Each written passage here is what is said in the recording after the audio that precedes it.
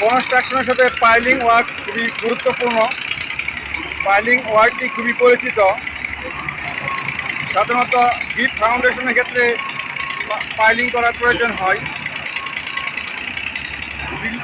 স্থাপনা এবং স্থাপনার উচ্চতার উপর ভিত্তি করে বা মাটির বিয়ারিং ক্যাপাসিটির উপর ভিত্তি করে সাধারণত পাইলিংয়ের কাজ করা হয়, পাইলিংয়ের ডেপথ নির্ধারণ করা হয়। কিন্তু আমাদের দেশের প্রেক্ষাপটে এই কাজটি মোটেও গুরুত্ব সহকারে থাকা হয় না। কোনো তদারকি ছাড়া এই পাইলিংয়ের কাজ হয়ে থাকে, মিস্ত্রি নিজের মতো করে করে থাকে।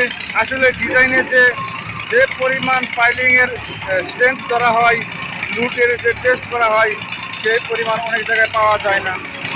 দেখতে পাচ্ছেন এই পাইলিং ওয়ার্কটি করা হচ্ছে সাধারণত সিঙ্গেল পাথর। এই পাথরের কোয়ালিটি আসলে পাইল করার উপযোগী না। দেখতে পাচ্ছেন পাইলকে ওরা খেলনা হিসাবে মনে করতেছে। আসলে এরকম পাথর দিয়ে পাইলিংয়ের কাজ করা হয় না। আপনার কলাম যদি গুরুত্ব সহকারে যে পাথর দিয়ে ঢালাই করা হয়, পাইলও সেরকম গুরুত্ব সহকারে ঢালাই করতে হয়।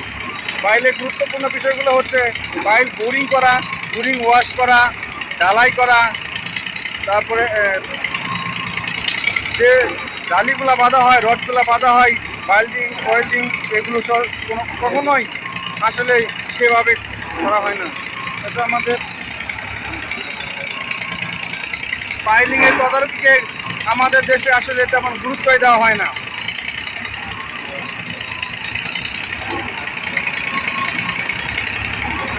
প্রচারণার মাধ্যমে হোক, সচেতনতার মাধ্যমে হোক, যেভাবে হোক সবার উচিত এই পাইলিংয়ের কাজ, পাইলিংয়ের গুরুত্ব, পাইলিংয়ের তদারকি এই জিনিসগুলো সবার মধ্যে তুলে ধরা।